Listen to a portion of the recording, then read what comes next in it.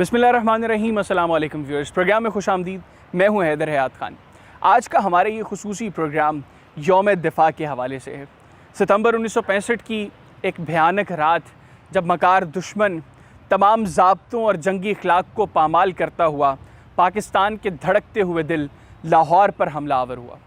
चंद सौ गाजी दुश्मन की आग उगलती तोपों के सामने लेट गए।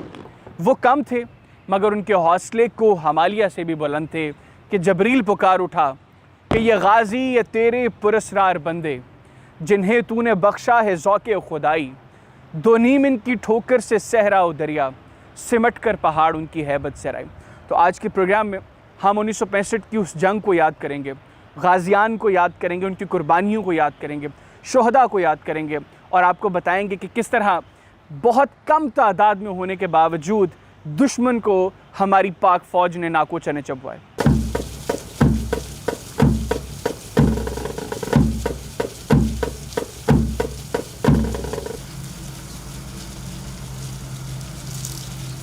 या रब्बुल आलमीन उन शुहदा को जन्नतुल फिरदौस में आला से आला मकाम अदा फरमा और उनके दर्जात को मज़ीद बुलंद फरमा। या रब्बुल आलमीन वतन अज़ीज़ पाकिस्तान के दिफा को मज़ीद बुलंद फरमा।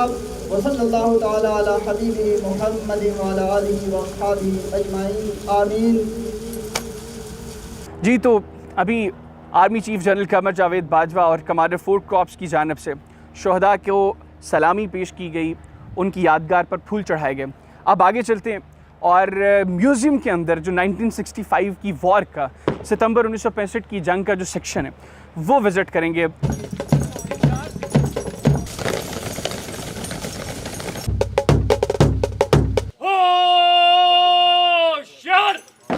जी, इस वक्त हम आर्मी म्यूज़ियम के अंदर मौजूद हैं और ये अगर मेरे कैमरामैन आपको दिखाएं, यहाँ पर 3 टैंक्स हैं जो 1965 की जंग के बाद पाकिस्तान की आर्म्ड फोर्सेस ने ये भारतीय टैंक्स कैप्चर किए।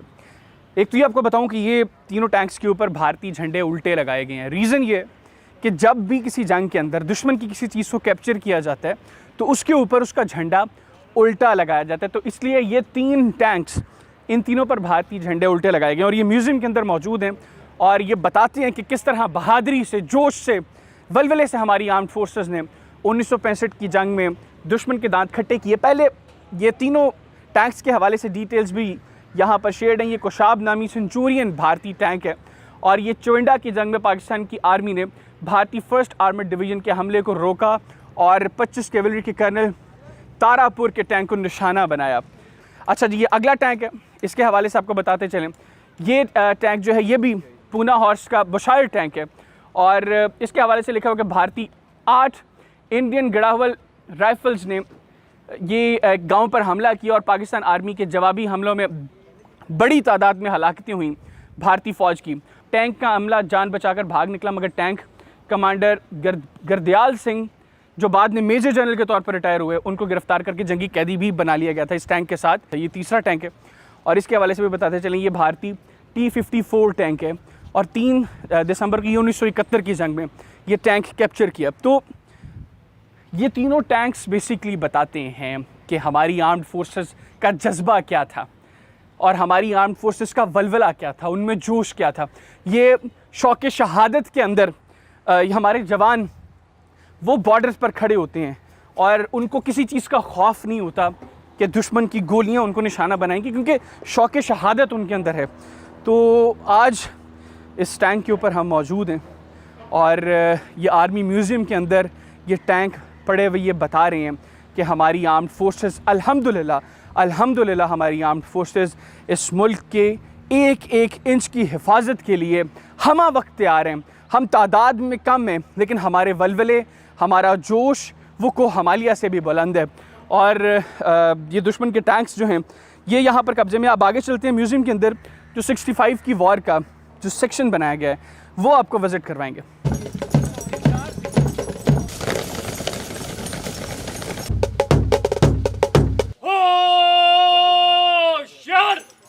जी, इस वक्त हम आर्मी म्यूज़ियम के अंदर मौजूद हैं। ये शोहदा गैलरी है, ये मेरे इर्द गिर्द आप दोनों तरफ में देख सकते हैं। यहाँ पर मुख्तलिफ़ जंगों के अंदर और मुख्तलिफ़ जो हमारी आर्म्ड फोर्सेस के मिशन हैं उनके अंदर जो शहीद होने वाले जवान हैं उनकी यादगार के अंदर ये गैलरी बनाई गई है और यहाँ पर उनके नाम वो रोज़ रोशन की तरह आया है और ताक़यामत ये नाम ज़िंदा रहेंगे, क्योंकि ये वो लोग हैं जिन्होंने इस मादर वतन की खातिर अपनी जानों की कुर्बानियाँ दी। आगे चलते हैं और म्यूज़ियम का स्पेसिफ़िकली वो सेक्शन जो 1965 की जंग के हवाले से बनाया गया है, वो सेक्शन आपको विज़िट करवाते हैं। आगे चलें, ये हमारे 47 से लेकर अभी तक जितने हमारे आर्मी चीफ्स रहे हुए हैं, ये उनकी तस्वीर और उनके हवाले से यहाँ पर जो इंट्रोडक्शंस हैं उनके, वो यहाँ पर दिए गए हैं।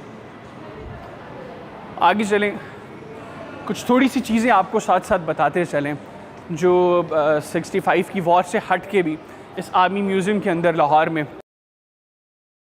एक सेक्शन है जिसमें बेसिकली एलिफेंट वॉर जो है उसके हवाले से बताया गया है कि एलिफेंट वॉर जंग का जो था वो किस तरीके से ये बेसिकली डिपेक्ट कर रहा है कि क्या होता क्या था। ये एंशेंट इन्फेंट्री, ये एंशेंट इन्फेंट्री है और ये पाकिस्तानी फ़ौज में इन्फेंट्री को ज़माने कदीम से अहमियत हासिल है। कदीम इन्फेंट्री तलवारें, बर्छे और नेज़े इस्तेमाल करती थी। तो ये बेसिकली वो सेक्शन है जहाँ पर जो माजी में जंगें जिस तर्ज पर होती थी उनको थोड़ा सा डिपेक्ट किया गया। ये Quaid-e-Azam and Pakistan army gallery के हवाले से यहाँ पर कुछ तस्वीर जो हैं वो रखी गई हैं, लगाई गई हैं। आगे चलते हैं जी।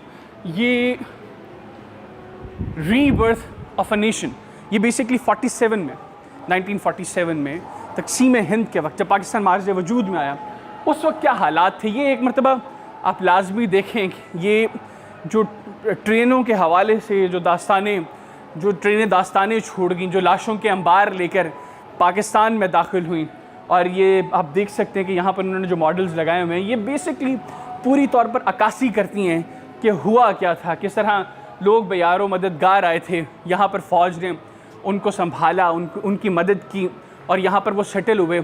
और आज हम 75 साल पाकिस्तान को मार्ज़ वजूद में आए, 75 साल हो गए हैं और ये वो लोग हैं बेसिकली जिन्होंने कुर्बानियाँ दी इस वतन की खातिर। इस वतन को जब ये तकसीम हुई वो एक बहुत बड़ा जो है वो हिस्ट्री के अंदर एक बहुत बड़ा चैप्टर था।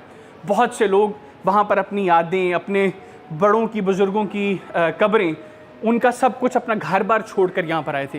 तो ये बेसिकली उसको डिपेक्ट करता है कि क्या हुआ था। यहाँ पर ये दीवारों के अंदर इन्होंने जो है वो उसी हवाले से कुछ अखबारों की तराशे लगाए हुए हैं।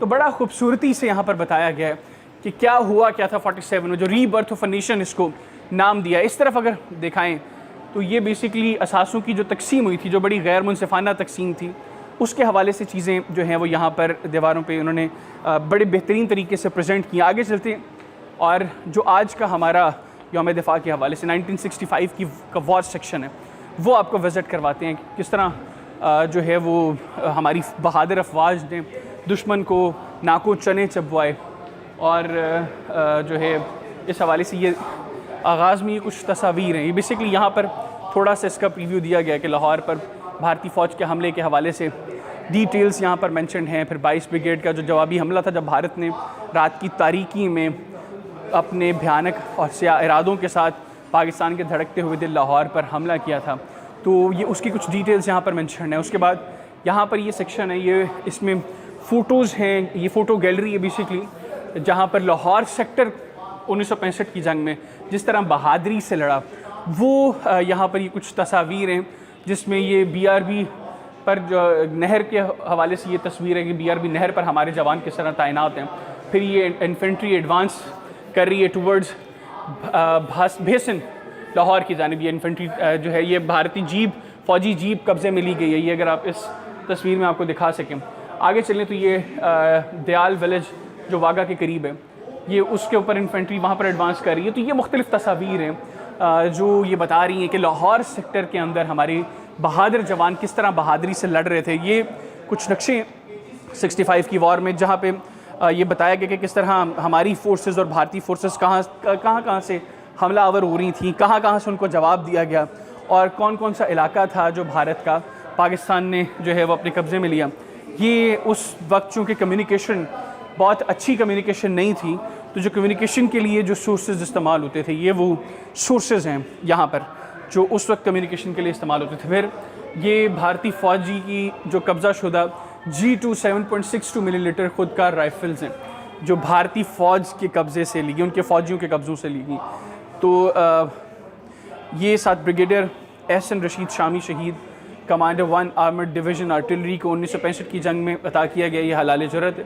और ये फ़ौज के पहले सीनियर अफसर थे जिन्हें लाहौर सेक्टर में 10 सितंबर 1965 के महाज पर अगले मोर्चों पर जाम शहादत नोश किया। तो बेसिकली हमारे जवानों का जो जज्बा शहादत है, जो शौक़ शहादत है, वो इतना भारी पड़ जाता है दुश्मन पर कि दुश्मन हमारा मुकाबला करने के काबिल नहीं रहता।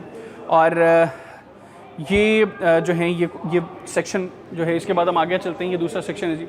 यहाँ पर उस दौर में इस्तेमाल होने वाले जो हथियार हैं, जो 65 की वॉर में डेफिनेटली अभी बहुत जदीद तर्ज की जो है वो आर्मर्ड चीज़ें मौजूद नहीं थी, हथियार मौजूद नहीं थे। तो ये वो हथियार हैं जिनके साथ 1965 की जंग में जो है वो हमारे जवान जो है वो बहादुरी से लड़ते रहे। आगे चलते हैं। ये मेजर अज़ीज़ भट्टी शहीद की जो कमांड पोस्ट है उसके हवाले से बताया गया कि मेजर अज़ीज़ भट्टी, हम आज कोशिश करेंगे कि वो भी विज़िट करें BRB का वो लिंक जहाँ पर मेजर अज़ीज़ भट्टी जो है उन्होंने जाम शहादत नोश किया। यहाँ पर भी बताया गया कि मेजर अज़ीज़ भट्टी शहीद ने BRB लिंक नहर से आगे बरकी गांव में एक 2 मंजिला मकान की छत पर अपनी कमांड पोस्ट कायम की। ये उस इलाके का बुलंद तरीन मुकाम था जो आगे बढ़ती हुई भारतीय फ़ौज की नकलो हरकत को मालूम करने और इस पर दुरुस्त फायरिंग करने में इंतहाई मददगार था। मेजर अज़ीज़ भट्टी ने BRB लिंक नहर के पार तकरीबन 100 जवानों की मदद से 4000 से ज़ायद भारतीय फ़ौज का सामना किया। मतलब ये जज्बा है कि 100 जवान 4000 भारतीय जवानों का मुकाबला कर रहे थे। और उसके बाद दुश्मन के इलाके के बुलंद तरीन इमारतों और पर मौजूद मेजर अज़ीज़ भट्टी की कमांड पोस्ट की निशानदही वो कर चुका था। उसके बाद मेजर अज़ीज़ भट्टी की जो शहादत की दास्तान थी वो हम आगे चल के आपको बताएंगे। अगला सेक्शन है जी, ये आपको दिखाते चलें।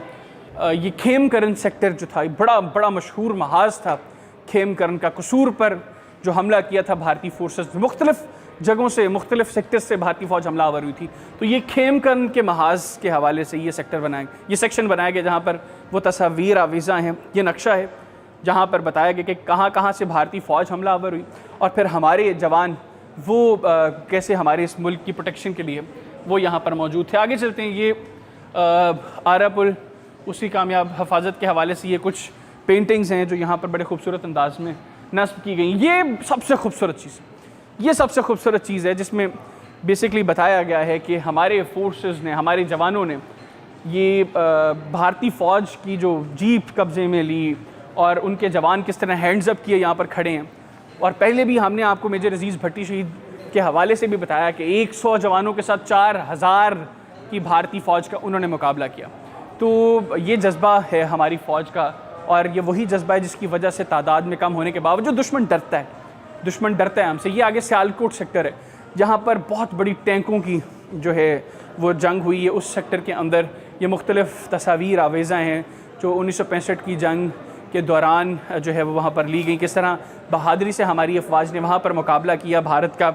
और ये वो हिस्से हैं इसके अंदर जो नक्शे के अंदर दिखाए गए हैं जहाँ से भारत सियालकोट सेक्टर में पाकिस्तान पर हमलावर होने की कोशिश करता रहा। ये जी 3.5 इंच रॉकेट लॉन्चर है और ये जो है यहाँ पर मुजस्मा उसका बनाया गया और बता रहा है कि किस तरह उस वक्त हमारे जवान रॉकेट लॉन्चर्स के साथ दुश्मन का मुकाबला कर रहे थे।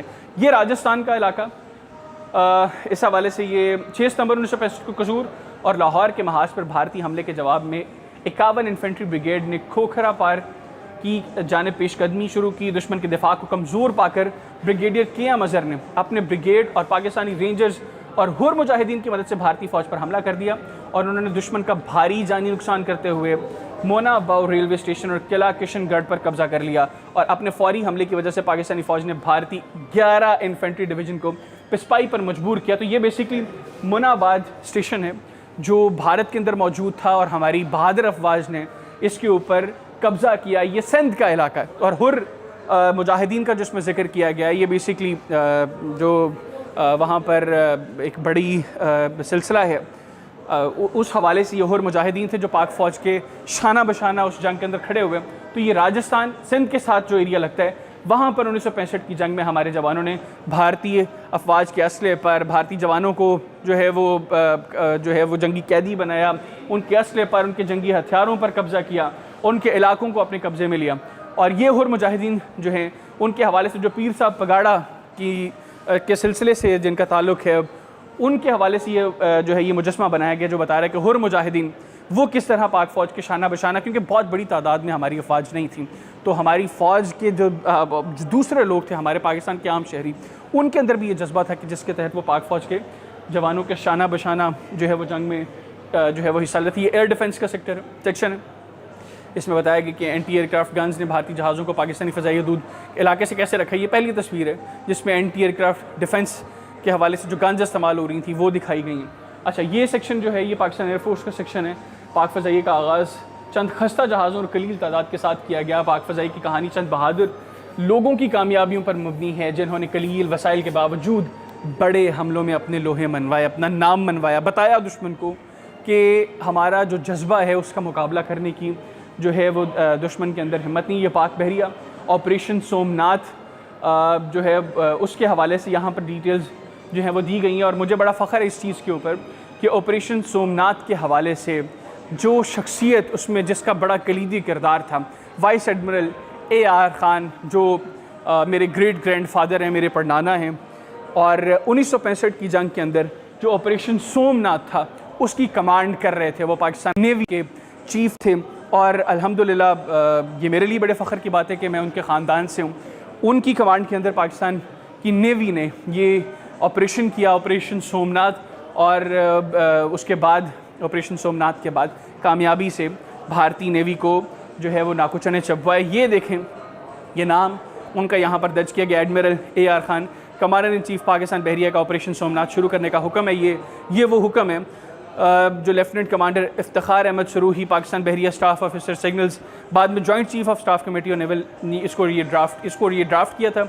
ये वो हुक्म है जो AR खान साहब जो जिनके ख़ानदान से मेरा ताल्लुक़ है, मेरे ग्रेट ग्रैंडफादर हैं, ये उन्होंने ये ऑर्डर दिया, जिसके बाद ऑपरेशन सोमनाथ हुआ और पाकिस्तान नेवी ने भारतीय नेवी को नाकुचने चबवा। ये अगला सेक्शन है जिसके अंदर ये तस्वीर हैं और मुख्तलिफ़ जो चीज़ें हमारी आर्म्ड फोर्सेस के इस्तेमाल में थी वो यहाँ पर नस्ब की गई हैं। तो ये है 1965 का वॉर सेक्शन जो इधर आर्मी म्यूज़ियम के अंदर यहाँ पर बनाया गया। आगे चलेंगे और ये कुछ जंग के शहदा हैं, उनकी तस्वीर यहाँ पर आवेज़ हैं। यकीनी तौर पर ये वो लोग हैं जो रहती दुनिया तक अमर रहेंगे, जिनके नाम जो है वो रहती दुनिया तक अमर रहेंगे। तो अब आगे चलेंगे और 1965 की जंग के हवाले से कुछ और चीज़ें हैं जो आपको बताएंगे, कुछ और सेक्टर्स हैं वो आपको विज़िट करवाएंगे और आपको बताएंगे कि किस तरह 1965 में पाकिस्तान की बहादुर अफवाज ने दुश्मन का मुकाबला किया।